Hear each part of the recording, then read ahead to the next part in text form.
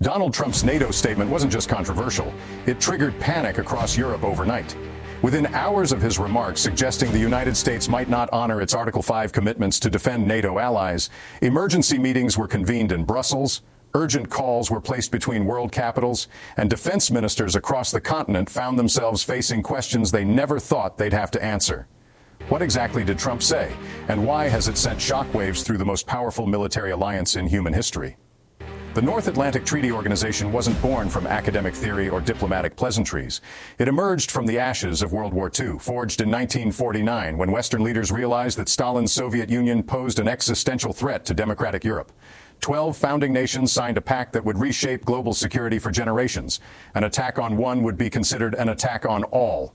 This principle, enshrined in Article 5, has been invoked only once in NATO's 75-year history, in defense of America after September 11th. For decades, NATO served as the bedrock of Western security architecture. During the Cold War, it stood as an unbreachable wall against Soviet expansion. American nuclear umbrellas protected European cities, while European bases provided forward staging areas for American power projection. It was, by most measures, the most successful military alliance in modern history. But success bred complacency, and complacency bred the very vulnerabilities that Trump's latest statement has now ruthlessly exposed. Trump's relationship with NATO has never been smooth. During his first presidency, he repeatedly criticized alliance members for failing to meet their defense spending commitments, famously declaring NATO obsolete before walking back those comments. He accused European allies of freeloading on American security guarantees while spending American taxpayer dollars to subsidize their social programs. His transactional view of international relations clashed fundamentally with NATO's foundational principle of collective security. But his latest statement goes further than ever before. Speaking at a recent rally, Trump recounted how he allegedly told a NATO leader that if their country was delinquent on defense spending and came under Russian attack, not only would America not defend them, but he would actually encourage Russia to do whatever the hell they want to such countries. The crowd cheered. European capitals held their breath. The carefully constructed edifice of transatlantic security suddenly looked more fragile than it had since 1949. The immediate reaction was swift and unforgiving. NATO Secretary General Jens Stoltenberg, typically diplomatic in his language, issued an unusually sharp rebuke, stating that any suggestion America would not defend NATO allies undermines all of our security. But behind closed doors, the panic was far more intense. Defense officials across Europe began quietly dusting off contingency plans that many had hoped would never see daylight again. To understand why Trump's words carry such devastating potential, we must grasp what NATO has become in the post-Cold War era. The alliance that once faced a clear and present danger from the Soviet Union has evolved, expanded, and in many ways lost its original sense of urgent purpose. When the Berlin Wall fell in 1989, some questioned whether NATO had outlived its usefulness. Instead, the alliance chose expansion and mission creep. From its original 12 members, NATO has grown to 32 nations, including former Soviet satellites like Poland, Hungary, and the Czech Republic. Each expansion eastward was celebrated in Washington and European capitals as a triumph of democratic values over authoritarian rule. But each expansion also moved NATO's borders closer to Russia, creating the very tensions that Vladimir Putin would later exploit to justify his increasingly aggressive behavior. The alliance's mission evolved beyond collective defense to include humanitarian interventions, peacekeeping operations, and counterterrorism efforts. NATO forces fought in Afghanistan for 2 decades, intervened in Libya, and conducted air campaigns in the Balkans. These missions stretched alliance resources and sometimes divided member nations over questions of purpose and legitimacy. By 2024, NATO found itself simultaneously facing a revanchist Russia, managing complex relationships with non-aligned nations, and dealing with internal disputes over burden sharing that Trump's statement has now brought to a breaking point. The burden sharing issue isn't merely about money. It's about credibility, reciprocity, and the fundamental question of whether America's European allies are genuine partners or protected dependents. NATO's official guideline calls for member nations to spend at least 2% of their GDP on defense. In 2014, only 3 nations met this target. By 2024, that number had risen to 11, but 21 members still fall short of their commitments. Germany, Europe's economic powerhouse, spends just 1.5% despite decades of American pressure to increase its defense investment. From Trump's perspective, these numbers represent more than fiscal irresponsibility. They represent a fundamental unfairness in the alliance structure.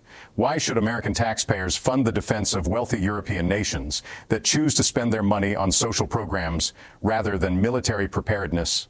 Why should American soldiers potentially die defending countries that won't adequately invest in their own defense? These questions, however crudely posed, touch on legitimate concerns that extend far beyond Trump's political base. But Trump's critics argue that his transactional approach fundamentally misunderstands how alliances work. NATO isn't a protection racket where payments guarantee services. It's a collective security arrangement where shared values and mutual interests create lasting bonds. European allies have fought and died alongside American forces in Afghanistan, Iraq, and other conflicts. They host American bases, share intelligence, and provide diplomatic support for American initiatives worldwide. The relationship, NATO supporters argue, is far more complex and mutually beneficial than simple defense spending percentages suggest.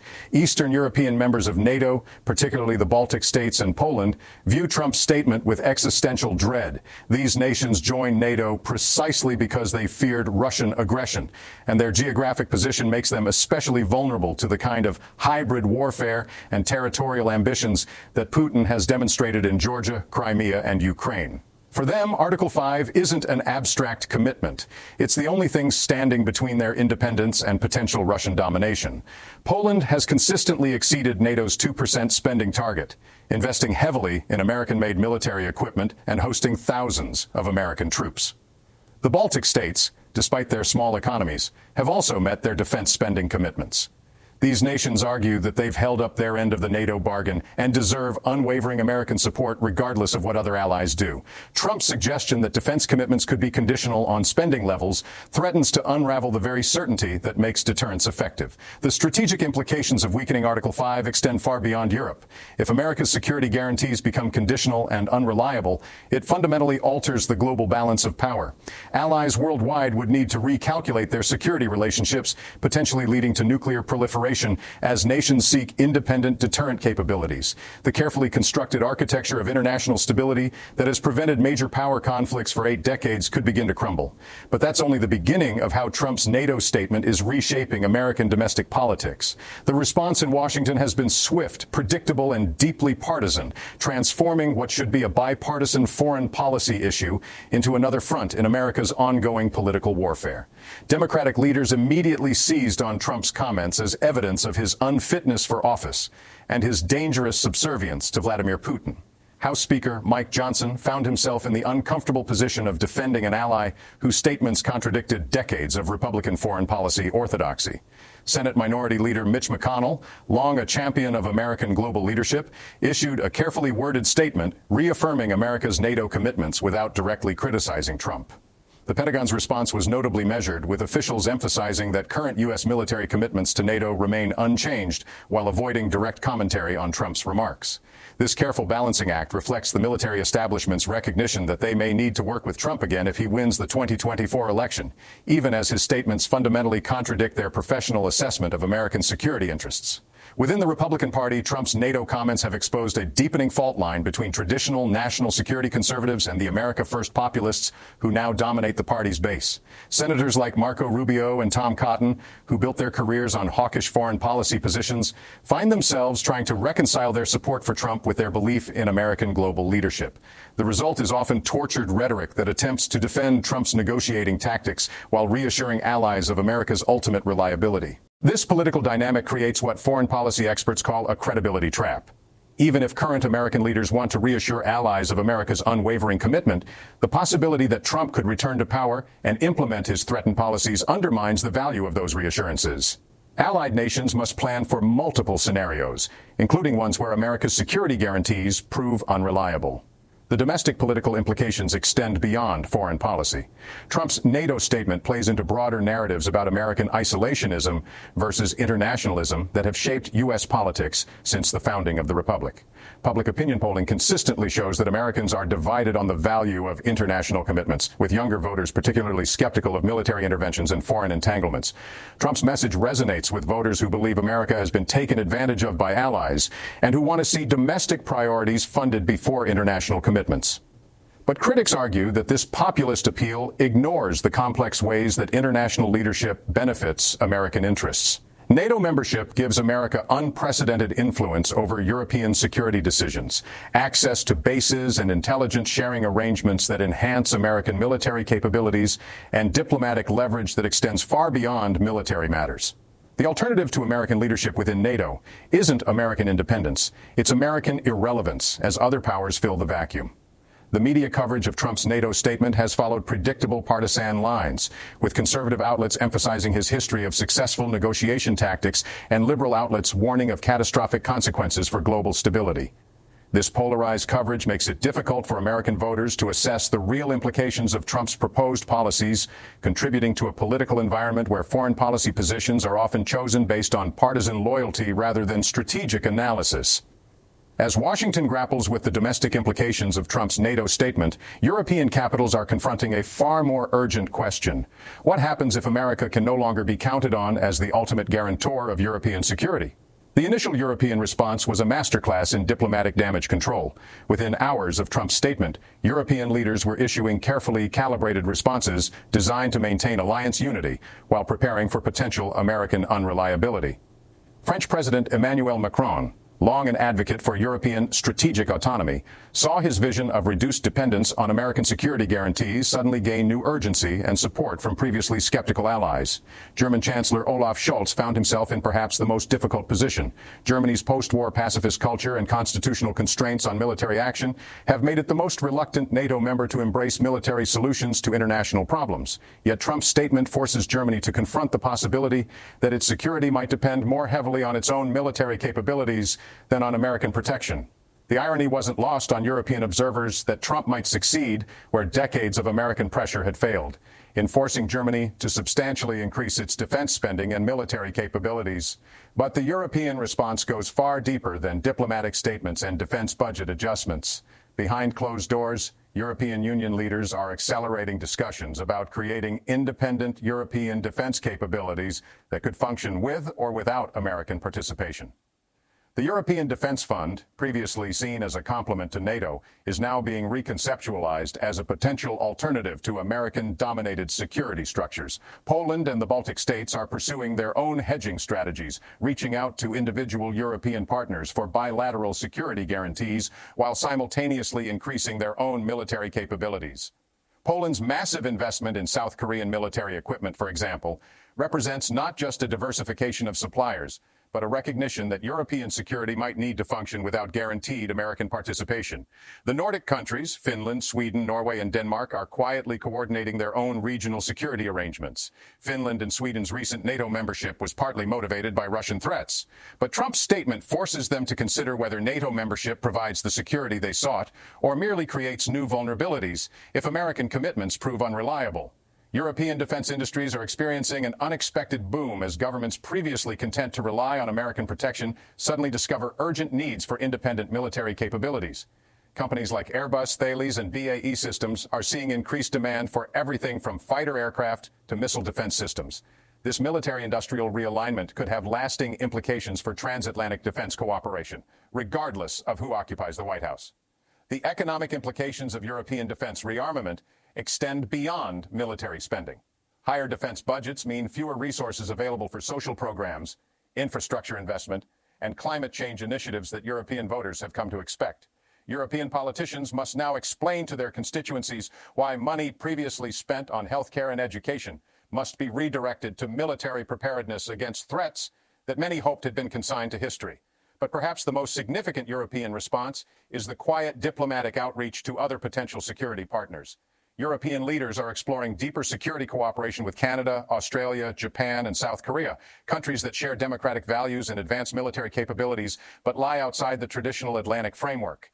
These conversations represent the early stages of what could become a fundamental realignment of global security partnerships. The timing of European soul-searching couldn't be worse from a strategic perspective. Russia's ongoing war in Ukraine has already strained European resources and revealed significant gaps in European military capabilities. European ammunition production, defense industrial capacity, and military logistics systems have all proven inadequate to support a major conflict, even when American assistance is readily available. The prospect of facing future threats without reliable American backup forces European leaders to confront uncomfortable truths about their military readiness.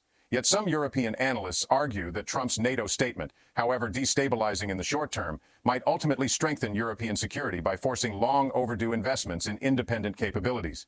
A Europe that can defend itself, they contend, would be a more valuable and equal partner to America, while also being less vulnerable to American political volatility.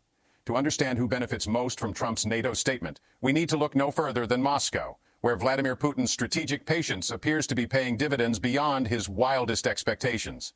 Russian state media barely concealed their glee at Trump's NATO comments, with prominent commentators describing them as vindication of long-standing Russian arguments about NATO's illegitimacy and American unreliability. Putin himself, speaking at a defense ministry meeting, noted with apparent satisfaction that certain Western politicians were finally acknowledging what Russia had always claimed, that NATO expansion was a tool of American hegemony rather than collective security. But Moscow's reaction goes far deeper than propaganda victories. Putin has spent 2 decades trying to drive wedges between NATO members, using everything from energy manipulation to cyber warfare to information operations designed to undermine alliance cohesion. Trump's statement accomplishes more damage to NATO unity than Russia's most successful covert operations, and it does so without costing Moscow a single ruble or risking any form of retaliation. The Kremlin's strategic thinking has always been based on the assumption that American security guarantees to Europe are ultimately hollow, that when faced with genuine costs and risks, America would choose its own interests over those of distant allies. Trump's statement seems to confirm this analysis, providing Putin with ammunition for arguments he's been making to other world leaders for years. Russian military planners are undoubtedly recalculating their strategic options in light of potentially reduced American commitment to European defense. If Article 5 becomes conditional rather than automatic, it fundamentally alters the cost-benefit analysis for Russian military adventurism. Operations that were previously unthinkable due to certain American retaliation become merely risky rather than impossible.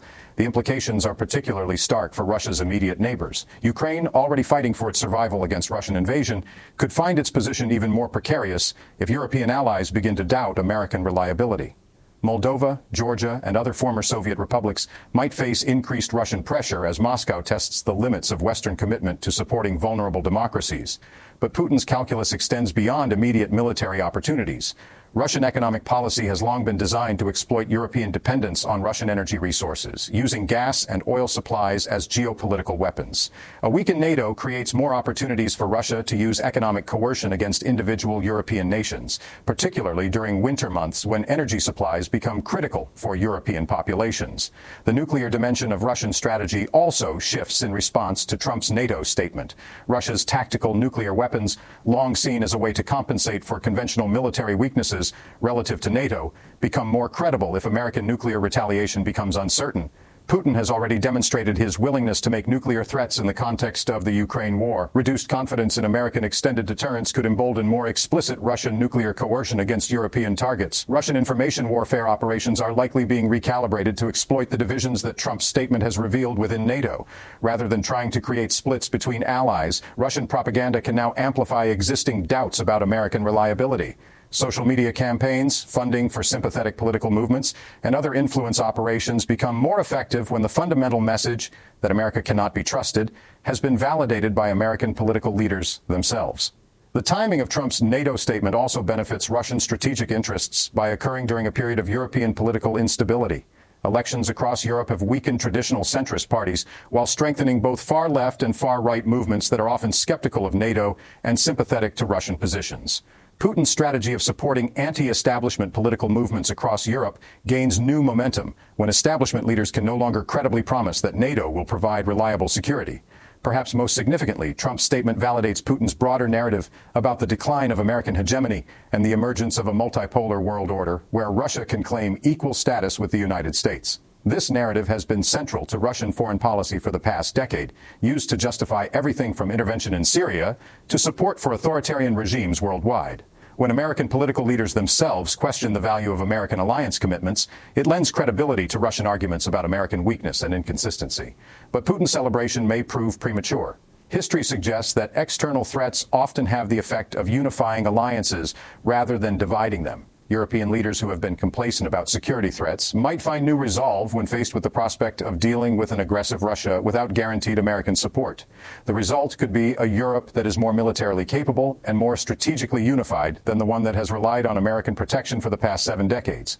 While Moscow celebrates and Europe agonizes, Beijing watches Trump's NATO statement with the calculating gaze of a strategic competitor that understands the global implications of American alliance relationships far better than many Americans do. Chinese foreign policy analysts have long argued that American alliance systems in both Europe and Asia are artificial constructs designed to maintain American hegemony rather than provide genuine security benefits to allied nations. Trump's NATO statement appears to validate this analysis, suggesting that American commitments are transactional rather than values-based and conditional rather than absolute. From Beijing's perspective, the erosion of NATO credibility creates opportunities across multiple theaters simultaneously. If European allies begin to doubt American reliability, they may be more reluctant to support American positions on issues related to China, Taiwan, and the Indo-Pacific. European nations that are reconsidering their security relationships with America might also reconsider their economic relationships with China, potentially undermining American efforts to build international coalitions to contain Chinese economic and technological advancement. The implications for Taiwan are particularly significant. American security guarantees to Taiwan are already more ambiguous than NATO's Article 5 commitments. If Trump's statement suggests that even formal treaty obligations might be conditional on factors like defense spending or political relationships, it raises serious questions about the reliability of informal American commitments to Taiwan's defense. Chinese military planners studying American alliance relationships have always wondered whether America would actually risk Los Angeles to save Riga or San Francisco to defend Taipei. Trump's NATO statement suggests that at least some American political leaders share these doubts, potentially altering Chinese calculations about the costs and risks of military operations against American allies. The economic dimensions of Chinese strategy also benefit from reduced confidence in American alliance relationships. China's Belt and Road Initiative has always been partly designed to create economic relationships that could eventually challenge American-dominated security structures. Countries that begin to doubt American security commitments might be more willing to accept Chinese economic partnerships, even if those partnerships come with implicit political strings attached. Chinese state media coverage of Trump's NATO statement has been notably restrained, avoiding the triumphant tone that characterizes Russian commentary. This reflects Beijing's sophisticated understanding that too much celebration of American alliance problems could backfire by encouraging greater American-Chinese competition. Instead, Chinese commentators have focused on portraying Trump's statement as evidence of American inconsistency and unreliability, themes that resonate with countries trying to decide whether to align with America or China in an increasingly bipolar world. The technology competition between America and China also gains new dimensions from Trump's NATO statement. European allies who doubt American security commitments might be less willing to participate in American efforts to restrict Chinese access to advanced technologies. If European companies cannot count on American protection, they might be more inclined to pursue profitable relationships with Chinese firms, even in sensitive technology sectors. But China's strategic calculus must also account for the possibility that Trump's statement could ultimately strengthen rather than weaken American alliance relationships. If European allies respond to doubts about American reliability by becoming more militarily capable and strategically independent, the result could be a more formidable coalition of democratic nations working together to counter Chinese influence. The Japanese response to Trump's NATO statement has been particularly revealing. Japan faces many of the same questions about American reliability that European allies confront. But Japan has responded by accelerating its own military modernization and strengthening partnerships with other democratic allies like Australia and India. This suggests a model for how American allies might adapt to reduced confidence in American commitments, not by accommodating American adversaries, but by building independent capabilities that complement rather than replace American power. Chinese leaders understand that the ultimate test of American alliance credibility won't come in Europe, but in Asia, where China's own territorial ambitions create the potential for direct conflict with American-backed allies. Trump's NATO statement provides valuable intelligence about American political psychology, but the real question is whether Trump's views represent a temporary aberration in American foreign policy or a permanent shift toward transactional alliance relationships. From Beijing's perspective, the ideal outcome of Trump's NATO statement would be a gradual erosion of American alliance credibility that doesn't trigger compensatory responses from American allies. China benefits most from a world where American commitments become uncertain without American allies becoming more militarily capable or strategically unified.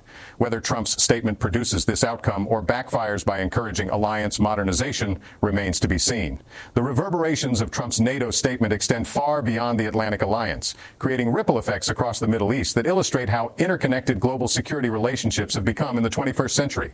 Turkey finds itself in perhaps the most complex position of any NATO member. As the alliance's only Muslim-majority nation and the second-largest military force within NATO, Turkey has long balanced between its Western commitments and its regional interests in ways that sometimes create tension with other alliance members. Trump's statement about conditional defense commitments resonates particularly strongly in Ankara, where President Erdogan has repeatedly clashed with European allies over issues ranging from human rights to energy policy. Turkish officials have publicly expressed concern about the implications of Trump's remarks. But privately, some see opportunities in a weakened NATO structure. A more transactional approach to alliance relationships might actually benefit Turkey, which has often felt constrained by European criticism of its domestic policies and regional military operations. If NATO commitments become more conditional and flexible, Turkey might have more freedom to pursue independent policies in Syria, the Eastern Mediterranean, and other areas where Turkish interests diverge from those of European allies. But Turkey's strategic position also makes it particularly vulnerable to the kind of instability that could result from weakened NATO cohesion. Turkey borders both Russia and Iran, faces ongoing challenges from Kurdish separatist movements, and serves as a crucial transit point for both refugees and energy supplies flowing into Europe. Turkish security depends heavily on the credibility of NATO's collective defense commitments, particularly given the country's complex relationships with regional powers. The energy implications of Trump's NATO statement are perhaps most visible in the Middle East, where oil and gas markets have responded to increased geopolitical uncertainty with characteristic volatility. Gulf states that have long relied on American security guarantees are reassessing their relationships with Washington in light of questions about American reliability. If America's commitments to European allies are conditional, what does that mean for American commitments to defend Gulf oil supplies from regional threats? Saudi Arabia's recent diplomatic opening to Iran, brokered by China, takes on new significance in this context. Rather than representing a temporary tactical adjustment, the Saudi-Iranian rapprochement might reflect a longer-term Saudi calculation that American security partnerships are becoming less reliable and that regional accommodation with Iran is necessary for long-term stability. Israel's response to Trump's NATO statement has been characteristically nuanced. Israeli leaders have long argued that America's European allies are unreliable partners in countering threats from Iran and other regional adversaries. From Israel's perspective, Trump's criticism of burden sharing within NATO might actually strengthen American-Israeli relationships by reducing American resources devoted to European defense and freeing up American capabilities for Middle Eastern contingencies. But Israeli strategic planners also understand that American global credibility is a crucial component of Israeli security. If American alliance commitments become generally viewed as unreliable, it could embolden Iranian regional ambitions and make it more difficult for Israel to build coalitions of Arab allies willing to cooperate against Iranian threats. The Abraham Accords and other recent diplomatic breakthroughs have been partly based on shared confidence in American regional leadership. Iran's calculation of regional opportunities has undoubtedly been influenced by Trump's NATO statement. Iranian leaders have long argued that American presence in the Middle East is temporary and that regional countries should accommodate Iranian interests rather than rely on distant American protection. Trump's suggestion that American defense commitments might be conditional validates Iranian arguments and could encourage greater Iranian assertiveness across the region. The implications extend to ongoing conflicts throughout the Middle East. Syrian government forces, backed by Russia and Iran, might interpret reduced NATO cohesion as evidence of broader Western weakness, potentially leading to new offensives against remaining opposition-controlled territories. In Yemen, Iranian-backed Houthi forces might calculate that reduced Western unity creates opportunities for more aggressive actions against Saudi-backed government forces. Lebanese political dynamics are also being affected by perceptions of changing American reliability. Hezbollah, Iran's most capable regional proxy, has long argued that American support for Lebanon's government is temporary and conditional. Trump's NATO statement provides ammunition for these arguments and might encourage more aggressive Hezbollah positioning within Lebanese politics. The broader question of Middle Eastern alignment is at stake. Countries throughout the region are trying to decide whether to align with the American-led order, accommodate rising Chinese influence, or pursue independent paths that avoid dependence on any great power. Trump's NATO statement suggests that even formal American alliance commitments might not be permanent, encouraging regional countries to hedge their strategic bets rather than committing fully to any particular alignment. But the Middle Eastern response to Trump's NATO statement also reveals the limits of regional power projection. Despite decades of trying to reduce their dependence on American security guarantees, Middle Eastern countries have found it difficult to develop alternative security arrangements that provide comparable deterrent effects. regional military cooperation remains limited by historical rivalries, sectarian divisions, and political instability that make sustained alliance relationships difficult to maintain. The energy market implications of reduced NATO cohesion could ultimately prove more significant than the immediate military consequences. European energy security depends heavily on diversified supply chains and stable transit routes, many of which pass through regions where American military presence provides crucial stability. If American commitments to European security become uncertain, it could disrupt energy markets in ways that affect global economic stability. While regional powers calculate their responses to shifting alliance dynamics, the broader strategic and military implications of Trump's NATO statement are reshaping fundamental assumptions about deterrence, defense, and the balance of power that have underpinned international stability for generations. The nuclear dimension of NATO's collective defense has always been its most consequential element. American nuclear weapons stationed in Europe, combined with the credible threat that any attack on NATO allies would trigger American nuclear retaliation, have provided the ultimate deterrent against major power aggression for 7 decades. Trump's statement strikes at the heart of this extended deterrence relationship by suggesting that American nuclear protection might be conditional rather than automatic.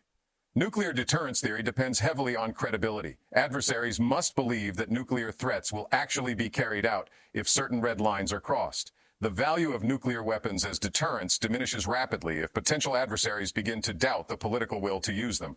Trump's suggestion that defense commitments might be conditional based on spending levels or political relationships introduces exactly the kind of uncertainty that undermines deterrent credibility. European allies hosting American nuclear weapons, particularly Germany, Italy, Belgium, the Netherlands, and Turkey, now face uncomfortable questions about the reliability of the nuclear umbrella they've depended on for decades. If American conventional defense commitments are conditional, are American nuclear commitments equally uncertain? The implications of this question extend far beyond immediate military planning to fundamental questions about European security architecture.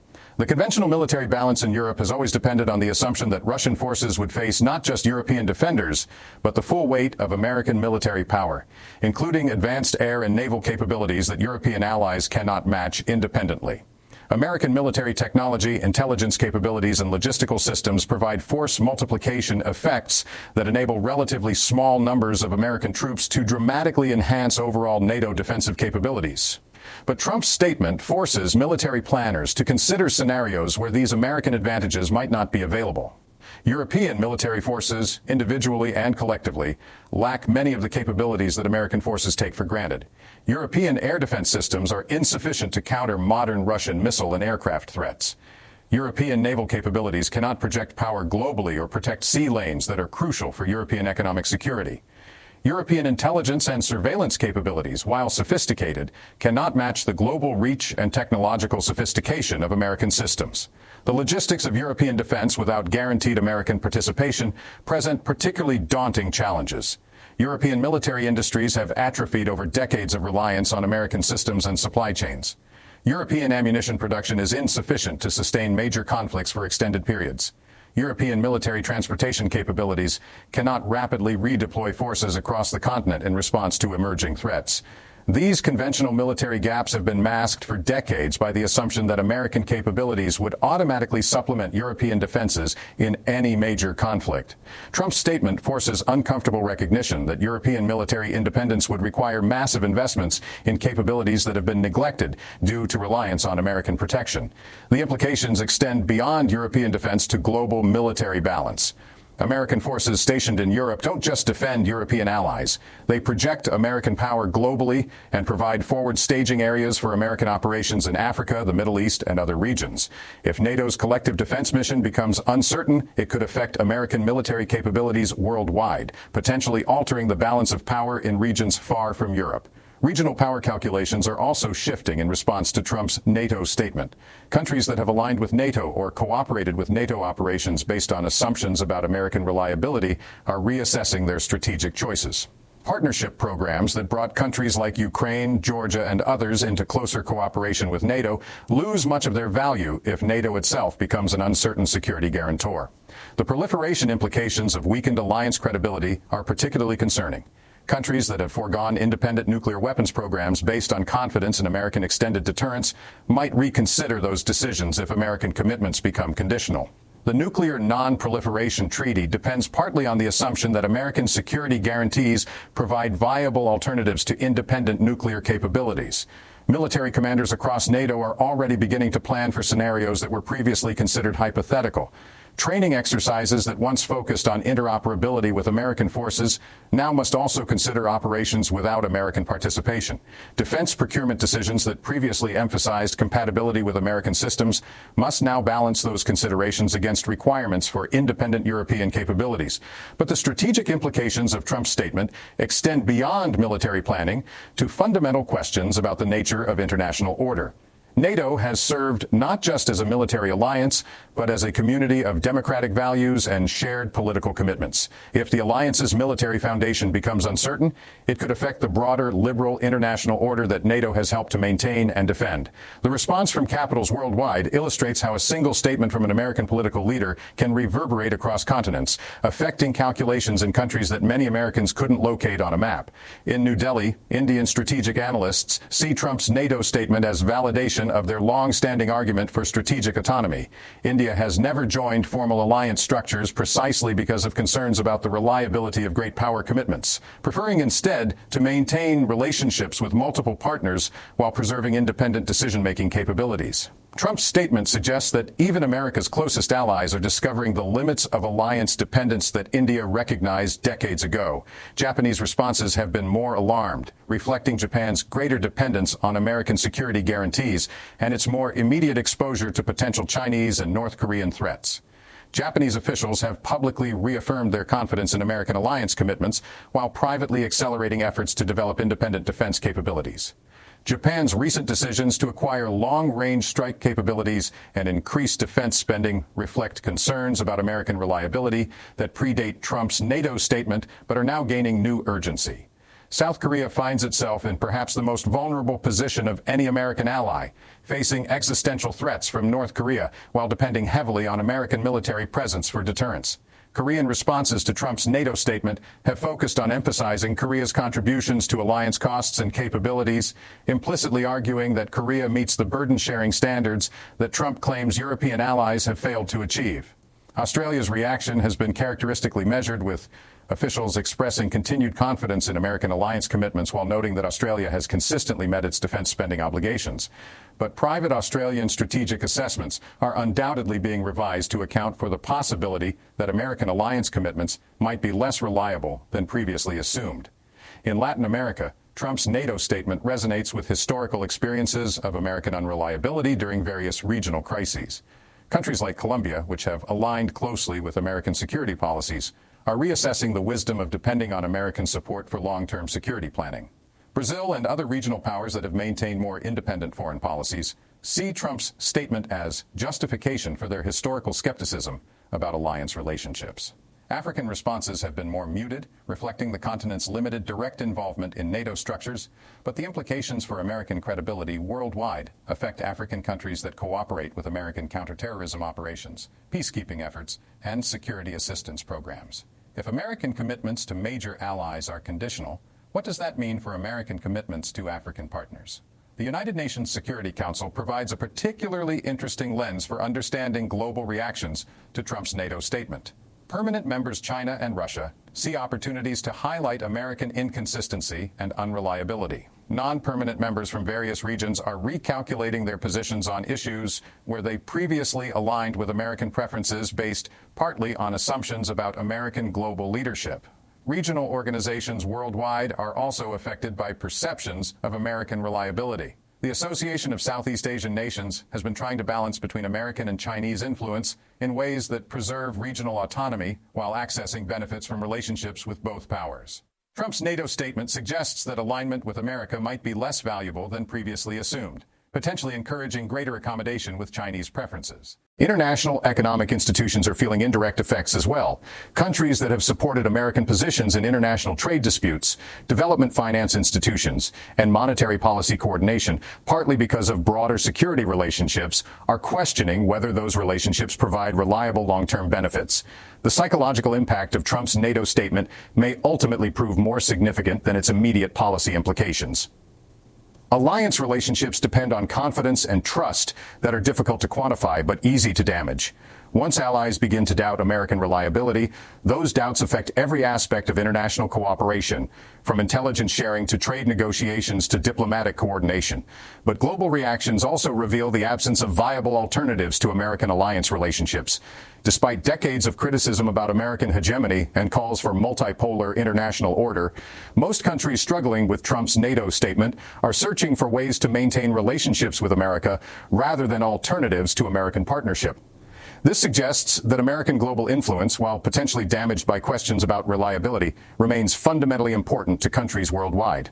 The emergence of new partnership arrangements, such as the Australia-United Kingdom-United States Security Partnership, Japan-Australia Defense Cooperation, and various regional security frameworks, might represent early attempts to create alliance relationships that are less dependent on American political volatility, while still benefiting from American capabilities and resources.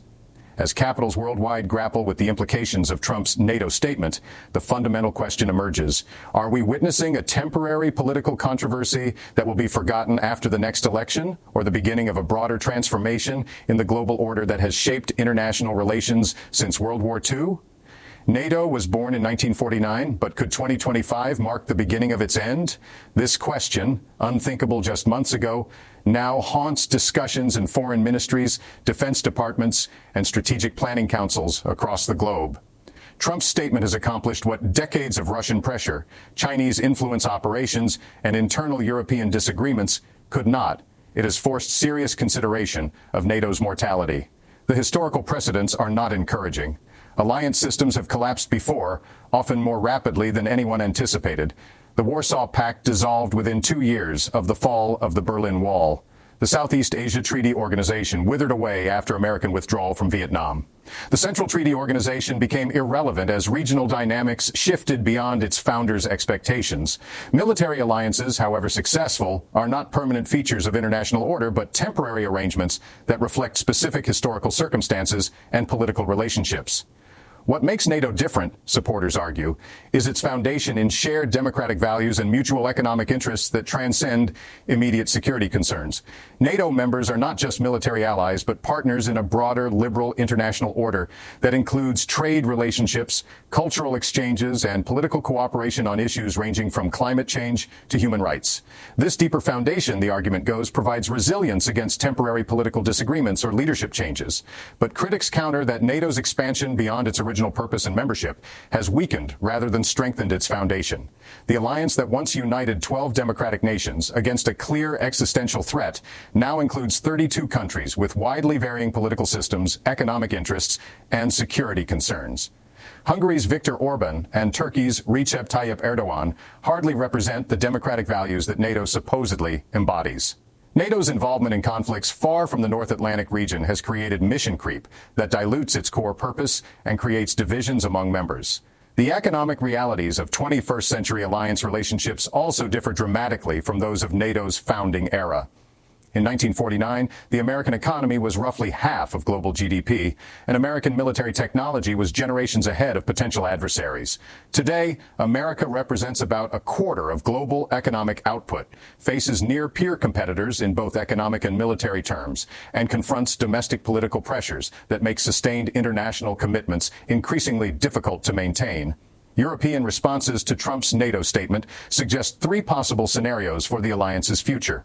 The first is revitalization through crisis. Trump's challenge forces European allies to finally meet their defense spending commitments and develop the military capabilities necessary to make NATO a genuinely multilateral alliance rather than an American protectorate with European beneficiaries. This scenario envisions a stronger NATO that emerges from current tensions with more balanced burden sharing and renewed sense of common purpose. The second scenario is managed decline. NATO persists as a formal institution while gradually losing practical relevance as members develop alternative security arrangements.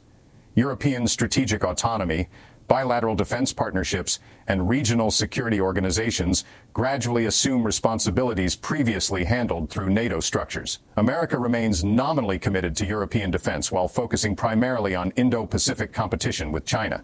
The third scenario is collapse and replacement. NATO dissolves or becomes irrelevant as members conclude that the costs of maintaining the alliance exceed its benefits.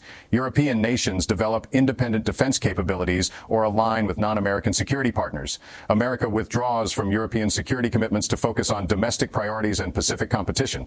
This scenario risks returning Europe to the kind of great power competition that produced two world wars in the first half of the 20th century. Each scenario carries profound implications for global order. NATO has served not just as a military alliance, but as the institutional foundation for the liberal international order that has governed trade, finance, and diplomacy for 7 decades. If NATO weakens or collapses, it could accelerate the emergence of a multipolar world where regional powers compete for influence without overarching institutional frameworks to manage conflicts and coordinate responses to global challenges. The Chinese model of state-directed capitalism and authoritarian governance gains credibility when democratic alliances appear dysfunctional or unreliable. Russian arguments about the illegitimacy of Western-dominated international institutions become more persuasive when those institutions are seen as failing to serve their members' interests effectively. Countries throughout the developing world that have been pressured to choose between democratic and authoritarian models might conclude that democracy offers fewer practical benefits than advertised. But the collapse of NATO could also trigger compensatory responses that ultimately strengthen democratic cooperation. European unity in the face of American abandonment might prove more durable and effective than European dependence on American protection. New forms of democratic alliance that include Asian partners like Japan, Australia, and South Korea might emerge to replace Euro-Atlantic structures that no longer reflect global economic and political realities. The role of technology in future alliance relationships also remains unclear. Cyber warfare, space competition, artificial intelligence, and other emerging domains require forms of cooperation that don't fit neatly into traditional military alliance structures. NATO's ability to adapt to these new challenges while maintaining relevance to traditional security threats will largely determine whether the alliance has a viable future beyond current crises. Perhaps most fundamentally, NATO's future depends on whether democratic societies can maintain the political will and institutional capability to sustain long-term international commitments in an era of domestic polarization and populist nationalism. If democratic politics increasingly favors leaders who promise to prioritize domestic interests over international responsibilities, alliance relationships of all kinds may prove unsustainable, regardless of their immediate strategic value. The stakes could not be higher.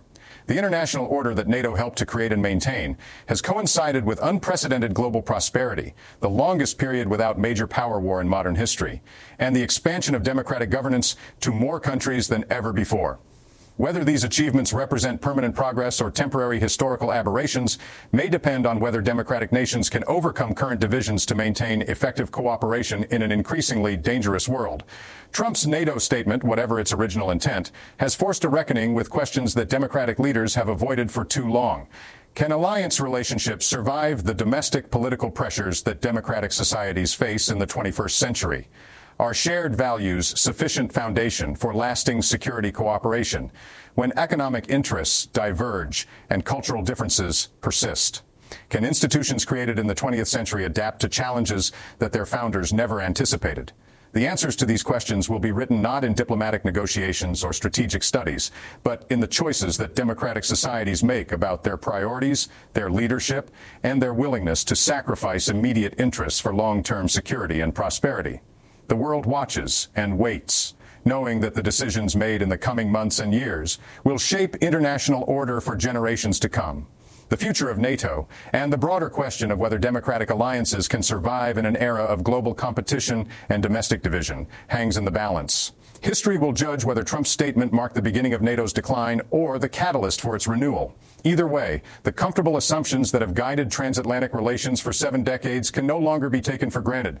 The world awaits America's choice: leadership or retreat, alliance or isolation, the burdens of global responsibility or the illusion of perfect independence. In the end, NATO's fate will reflect broader questions about the kind of world democratic societies choose to create and maintain. The alliance born from the ashes of the Second World War faces its greatest test, not from external enemies, but from internal doubts about the value of the international cooperation that has defined the democratic world for 3 generations. Whether NATO survives and thrives or withers and dies will determine not just European security, but the future of international order itself.